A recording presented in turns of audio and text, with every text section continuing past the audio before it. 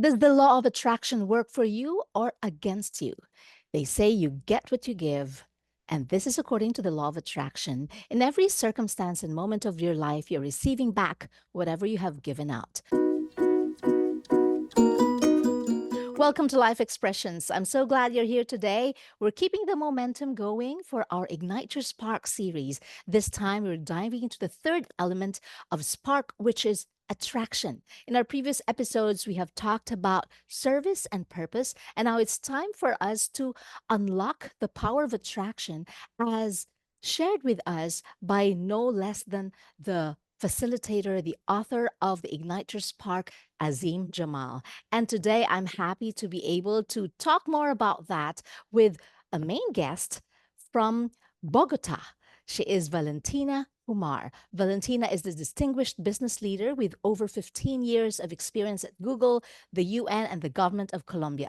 She holds a master's in corporate communication from NYU, an executive certification in social entrepreneurship from UPenn. Since 2017, she has driven GJ Communications' double-digit growth as general manager, earning milestones like the Great Place to Work certification. She was the first female president of the Entrepreneurs Organization in Bogota from 2022 to 2023, and she serves on its regional council. Passionate about mentorship, she lectures at top universities and serves on the boards of some organizations. Recognized for her leadership, she was named a Woman to Watch 2024 by Revista PNM and a Woman Leader by Revista Semana. Hi, Valentina. Welcome to Life Expressions. Hi, Cherry. So glad to be here. Thanks for inviting me. Of course, it's my honor to have you here with us. And of course, we still have my regular guest for the Ignite Your Spark series, transformational leader and speaker, author of Spark, Azim Jamal. Welcome, Azim. Thank you, Sherry. Great to be here. And community leader and always volunteering her services to many organizations to make a huge difference, Farzana Kherani. Welcome, Farzana. Hi, Sherry. It's great to be here. Yeah, I'm excited about this episode because I've been reading books about the law of attraction and trying to make the law of attraction work for me. But I would want to discuss this in the concept that has taught to us by Azim in his book, Ignite Your Spark, From Success to Significance. Azim, could you first elaborate on this element of attraction? We talked about the whole idea of spark, which is a twinkle in your eye, your brows are unwrinkled, you have a smile on your face, your heart is open, there's an echo in your voice, there's a spring in your step, and you're glowing and flowing and oozing with energy. And to attract this or achieve that, we said you have to apply 5 things, which is part of the word spark: service, purpose, attraction, resilience, and knowing. And today we're talking about attraction. So attraction is connected to everything else. When you have your ultimate purpose credo, you know what your life is about, and you start to have activity impact around your ultimate purpose credo, you attract things, circumstances, accidents, events, people to help you achieve it. Valentina, you've had an incredible journey working with big organizations and making a huge difference. How has the power of attraction played a role in shaping your success? I think there's many examples, but I think one that when I thought about this question, it was the UN. Since I was a little girl, my dream was to work at the UN, right? I used to watch in the news the UN, and I thought you would change the world by working at the UN. Then I realized it is not like that. You change the world with little actions. But it was all through my young career while I was in university, always like thinking that I wanted to work at the UN. I went to school in Vancouver, where Azim lives now. Graduated from a school in Vancouver, went back to Colombia, and I started working for the Ministry of Environment. I was always very fond on environmentalism, and I always wanted to like support with the environment. I was there for 2 years, then I applied to my master's degree at NYU, and I quit at the ministry. And when I was quitting, the vice minister said, well, why don't you talk to my good friend, Juanita, who works at the UN? Maybe you can get an internship. I wasn't even looking for it. You know, I was planning to just go and do my master's and live in New York for 2 years. I arrived in New York on a Tuesday or a Wednesday. I called Juanita, and she was like, well, let's have some coffee, and we meet each other. that day she was like, can you start tomorrow in an internship, because we're looking for someone to help us with communications. So I started an internship for 3 months, and then I got hired as a consultant, and I was there for 2 years. So in that regard, it's like I had my purpose very clear since an early age, and without looking for it, it came Yeah. to me.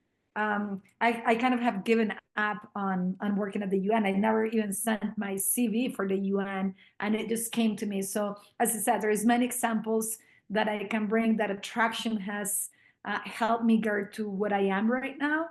Yeah. But that one was one of the first one that came when you asked the question. Yeah. How about yourself, Farzana? I started to believe that when you put something in the universe, it just kind of appears. And, you start to do that, and you're not going to necessarily get it right away, but there's these segments of time where, you've said it, and then a year later, it just is there. And you're like, wow, how did that happen? But it's because I put it out in the universe and believed that this could happen and worked towards, maybe not necessarily happening, but maybe it might happen. And here we are.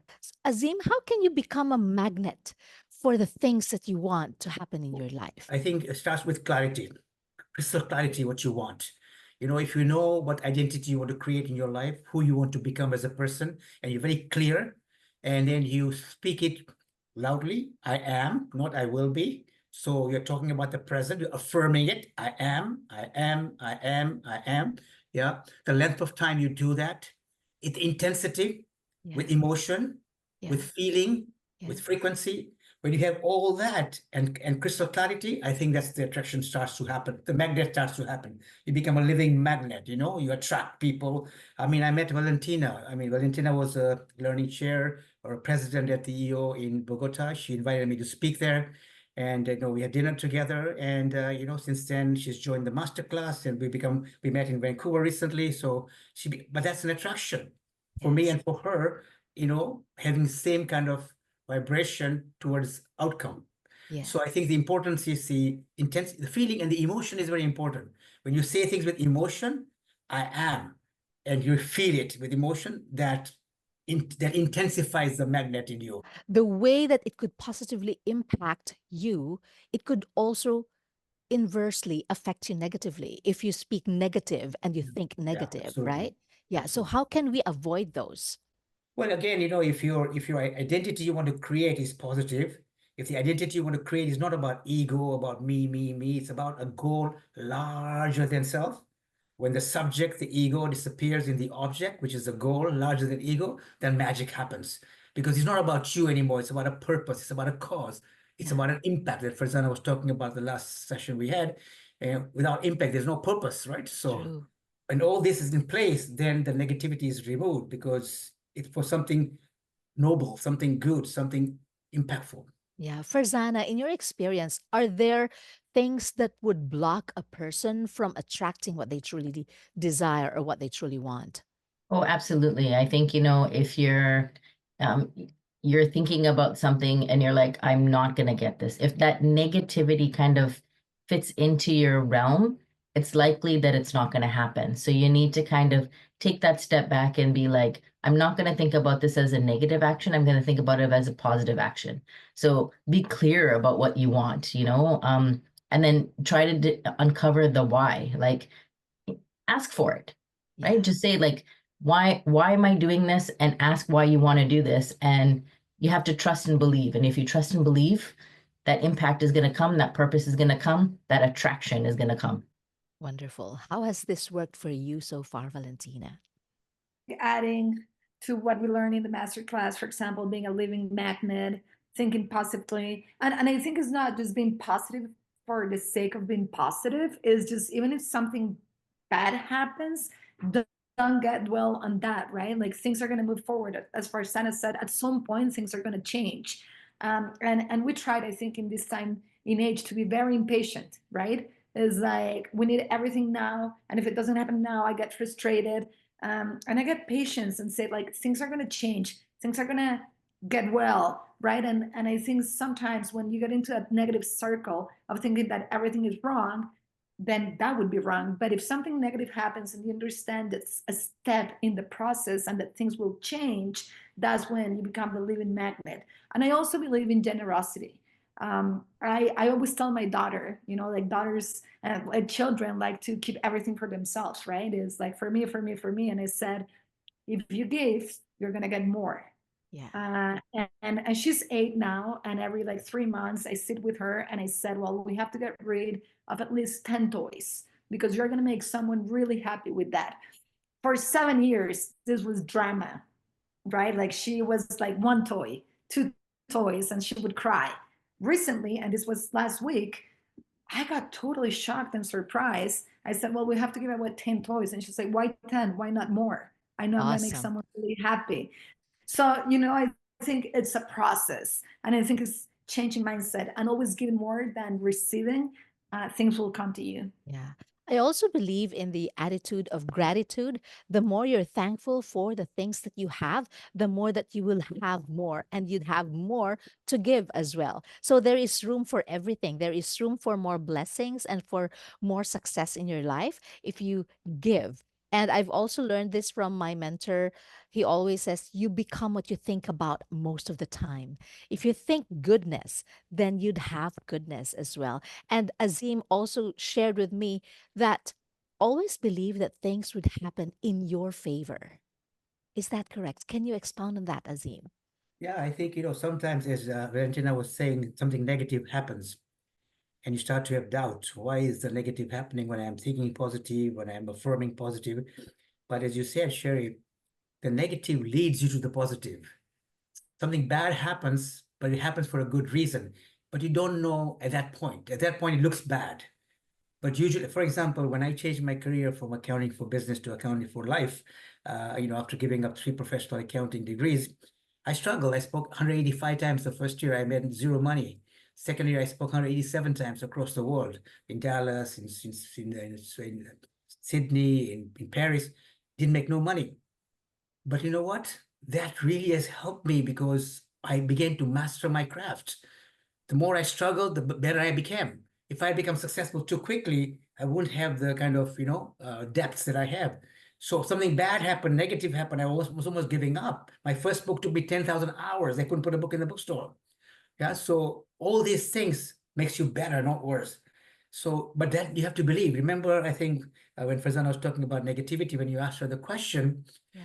have zero doubt, because the small doubt is too big. When you have zero doubt, it's a done deal, but you are tested and you're tested and you're tested. And when you're giving up, that's when you get a sign.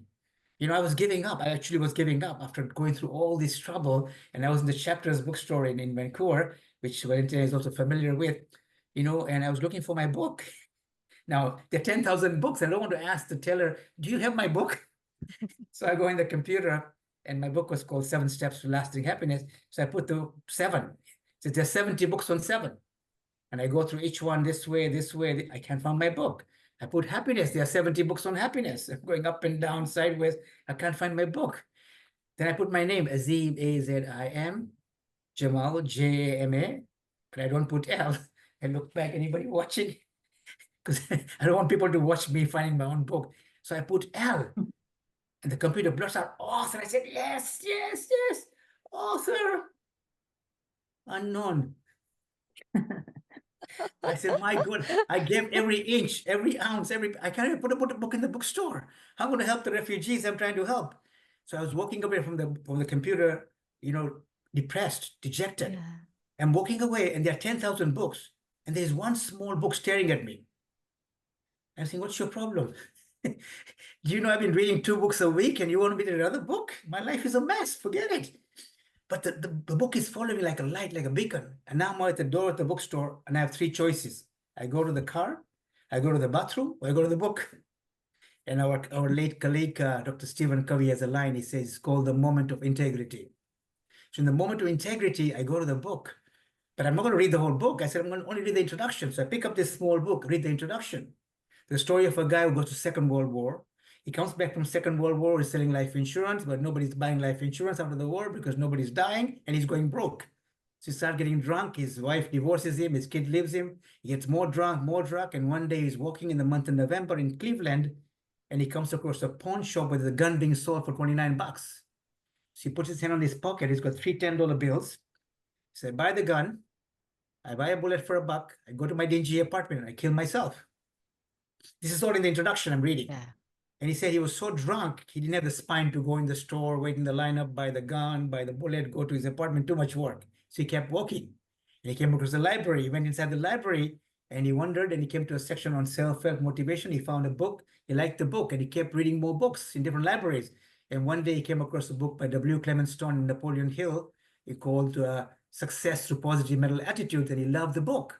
So he wanted to meet the author, so he met W. Clement Stone, and eventually he worked for him, and he wrote his first book. Guess how many books did he sell? I mean, look at me. I've traveled the world. I was a Billion professional books accountant, had already. many degrees. I can't even put a book in the bookstore. He ended up selling, at that time, when I read it, 36 million copies. Yeah. And he wrote 20 plus books. His name is Og Mendino, and the first book he wrote sold 10 million copies. Now, it came to me when I was giving up. So universe tests you and tests you and tests you. But when the universe finds you don't give up and you still believe, then it gives you a sign. Yeah. I got the sign when I was giving up. Otherwise, I was not getting any other signs, you know. So yeah, that's the attraction. But negativity and struggle and obstacles are part and parcel of the journey. Yeah. Valentina, you lead a lot of organizations and people. What is the kind of mindset that you share with the people to attract more success? Well, I think there's several, but I think one of that is gratitude. I keep, like I run a PR agency, and sometimes it's hard, right? Like we had the pandemic, economic turmoil, political issues, and being a business person when you have 50 people, it's hard. And sometimes we get a small project, right? And I said there is no small project. Like we have to be thankful because we're healthy, we work, we have energy, we have passion. And the other thing that I always tell my teams is do things with passion. The day that you wake up and you don't want to be here, come in and say, I want to move somewhere else, and I'll help you move somewhere else. Because I think whatever you do, you have to do it with passion. The day that you wake up and you don't want to get out of bed because you feel your job is boring, your relationship is boring, and you don't have that spark, then quit. Then quit and do something else. And actually recently I had one girl in my office that she was really demotivated. I could fire her because she wasn't performing, but I just instead had a talk with her. And I said, look, you've been here for 3 years now. I think it's time for you to find your passion, and this is not your passion anymore. So I always aim at empowering people, not just to work at the agency or just to be part of a team, but to do it with passion. And when you do things with passion, everything changes. That is so true. Anything worth doing is worth doing well. There should be no place for mediocrity in the things that you do with passion. Um, Farzana, when it comes to leadership and personal growth, how do self belief and confidence impact a person's ability to attract success? Because, like, if you feel and you think negative, there's no room for success.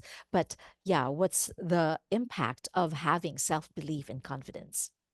I think it comes within yourself. If you feel like you can inspire someone, empower someone, or just recognize that, the person in front of you is who they are, find what their strengths are and use those strengths and encourage those strengths.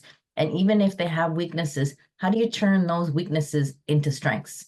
Yeah. And like Valentina said, if they're not a good fit, it's okay. Find the good fit for them. Because at the end of the day, if you're helping others find their passion, then to me, I feel like you're actually doing what you're supposed to be doing.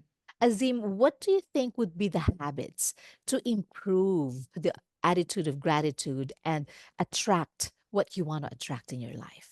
Is the intensity and the frequency, right? So if you have a ritual every morning, you wake up, you say your affirmation, lovely, I am, whatever you want to say.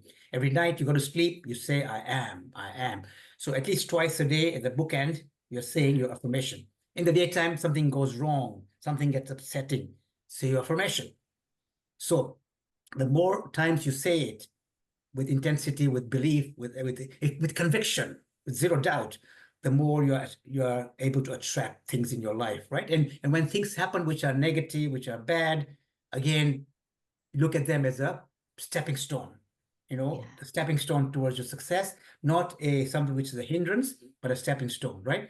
And then also, I think what Valentina was talking about, be a giver. You're doing it not for personal gain. Yeah. It may be a byproduct, fine, but you're doing it for impact, for something bigger, for something larger. Yeah. And then also, as Valentina's example was about her daughter, it's also the example you set, right? If you live a certain life, see, kids don't learn by advice. Generally, they learn by example. Yeah. You teach with words, you can only preach. With action, you teach. So when your words and action match, things happen, right? And Valentina is a very good example of a giver. When I went to Colombia and Bogota and spoke for them, she went out of her way. She gave me a rating of 9.8 out of 10, but then she talked to Puerto Rico, she talked to Paris, she talked to other people, and I got invitation from everybody else to go and speak because of Valentina. Yeah. So, she found something good and she felt a need to support, right? It was not something that I asked her to do, but she did it by her own free will. Yeah. And that's the kind of people who are leaders, who are givers, and they set examples to everybody that comes in their orbit, right? But there are instances that you've said, Azim, that all things really don't work for you all the time. These may be negative circumstances. It's not about you, it's about the things that happen around you. But how do you navigate this, Valentina, as a leader? What do you do to overcome these challenges and the not obstacles, perhaps stepping stones? Well, I think it might sound a little bit cliche, but you have to fall to learn. And I think all entrepreneurs, all business people will fall many times, and you have to understand that the process of falling is a process that is gonna, we say here in Spanish, I don't know if you said in English, but what doesn't kill you make you stronger, Yeah. right? So whatever, like even with disease, right? And I was talking to my psychologist the other day, and it's like, if you don't stop, your body is gonna make you stop, right? And sometimes that falls that you have is a way of stopping, analyzing.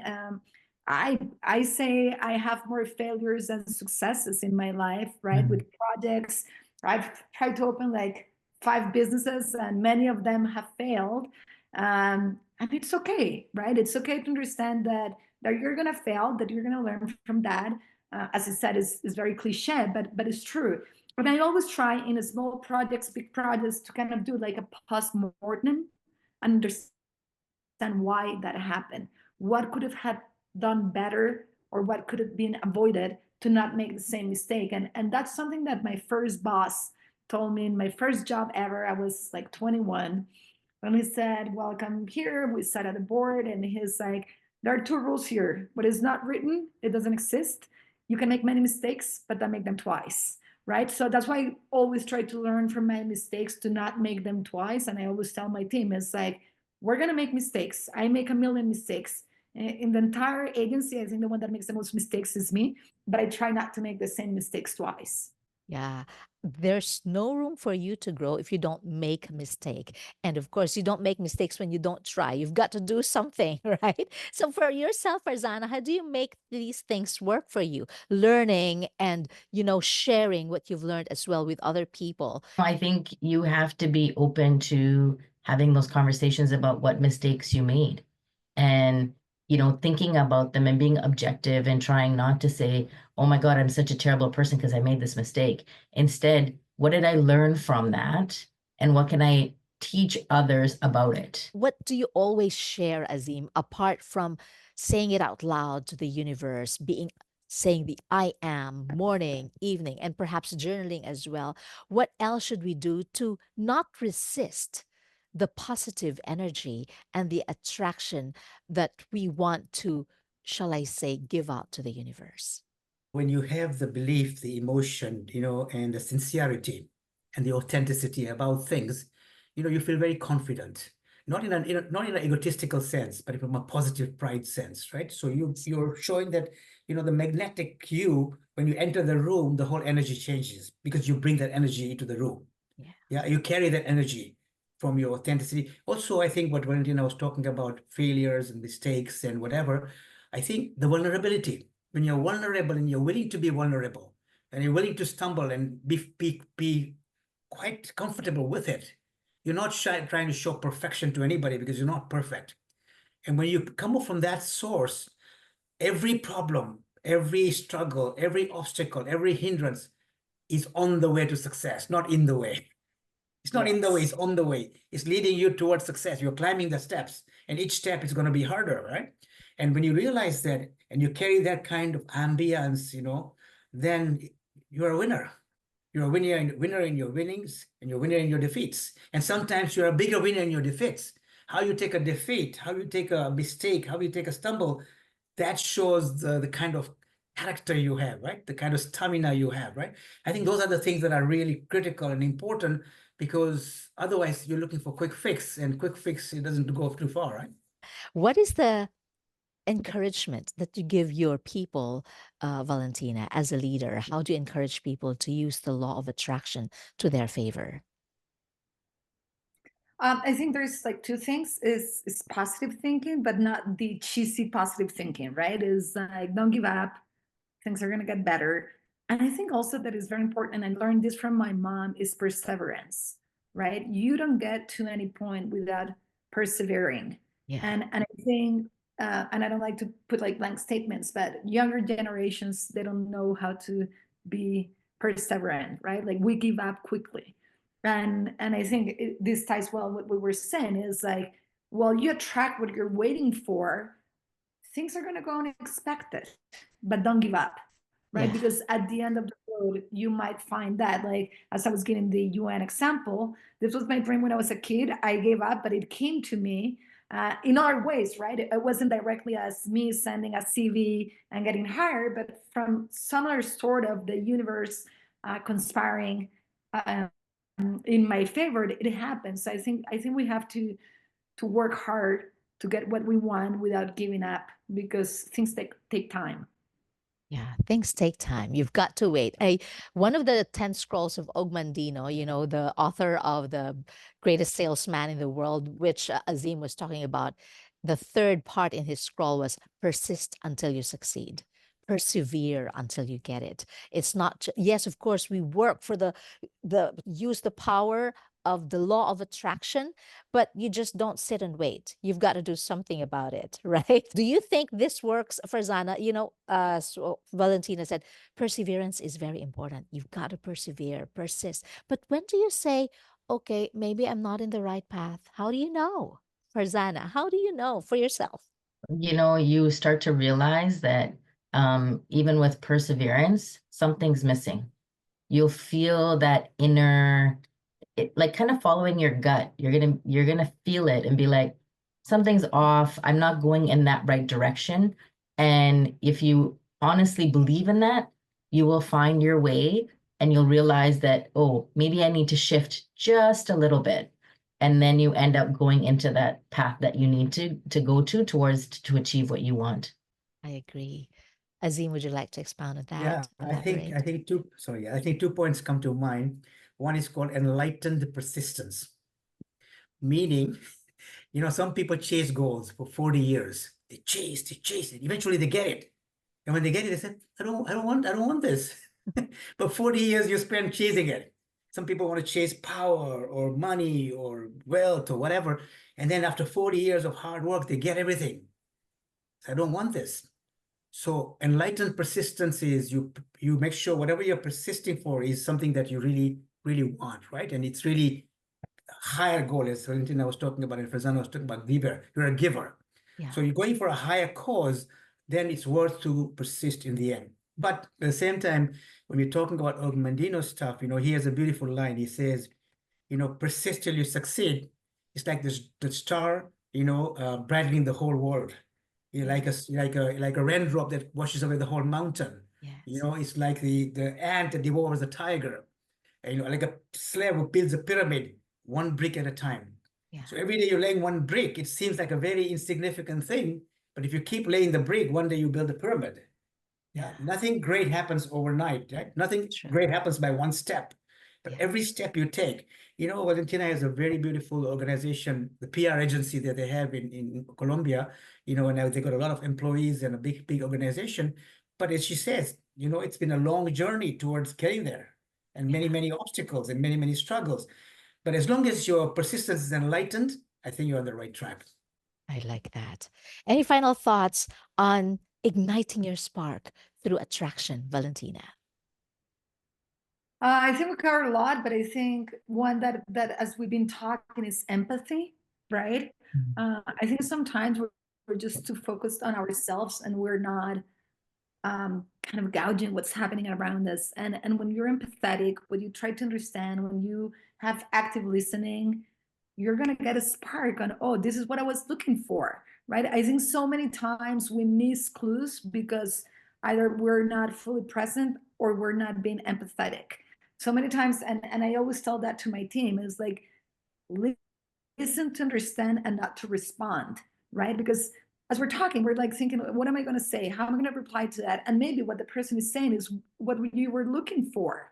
And without True. that empathy, without that connection, you might be missing either on information, on connections, on things that were exactly what you were waiting for, but you missed them. So I think empathy, active listening, connection, all those kind of things will guide you to find out what you're looking for. Maybe it's an answer, maybe it's a new friendship, maybe something else. But sometimes we're too focused on ourselves that we miss on that. Yeah. I like that, that you do not just focus too much on yourself. What's your final word, Farzana? I would say I would agree with what Valentina's saying. Absolutely, empathy is a big impact on, how you live your life. And I think that, when you reinforce your desires to want to make change, at the same time, acknowledge them and celebrate them as well. Thank you. And if you do that alongside those who are you sharing your empathy with, that will make a bigger difference to everyone and that will show growth for everyone. Yeah, that's wonderful. Azim? Yeah, I know. If you look at our first word in the Spark service, there was a concept called Namaste. The divine in me bows down to divine in you. When you treat somebody with that kind of divinity within you and within them, the connection is deep, the empathy is deep, because you're looking for long-term relationship. It's not a quick fix, right? It's a long-term relationship. So that was service. Then in the second one, in purpose, as we talked about last week with Esteban shared the word empathy as well from his business, right? So the purpose comes from why am I doing this? So if you're not understanding a person, there was somebody yesterday, who was smoking and the spouse was upset with him, right? Why you give up for 7 months now? Why you're doing that?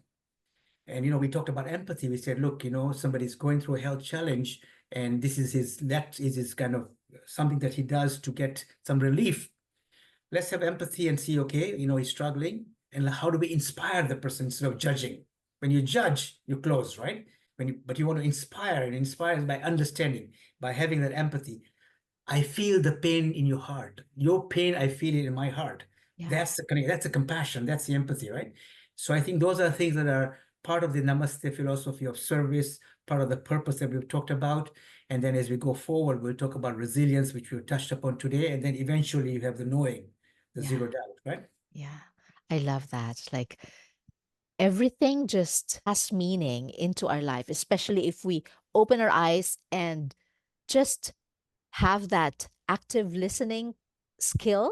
Or not, I think it's not just a skill, it's a gift because it doesn't happen to everyone. And I thank you for sharing your experiences here on Life Expressions podcast. As Azim has taught us in the Igniter Spark Masterclass, always begin your day with I am and end it with I am. And so I thank you for being with me here on this podcast. And I end this podcast with my ultimate purpose credo. All of you who have been following this podcast must already know it. And I invite you to recite it with me. I am creating a positive impact wherever I am, in all the things that I do, however I can. Thank you so much. Valentina Humar, Azim Jamal, and Farzana Kherani. This is Life I think Expressions. it was a pleasure. Thank you. And I have not forgotten, I wanted to invite you to our next episode. We're going to talk about resilience. Azim has mentioned it. Yes, we're going to talk about resilience in the next episode. So make sure to hit that bell button so that you'll be notified when we have a new podcast episode. And of course, if you want to know more about igniting your spark, living the life that you want to live for yourself and for your family, join the Ignite Your Spark Masterclass. If you want to know more, just visit corporatesufi.com/spark masterclass. Again, this is Chari Hinati Elon for Life Expressions.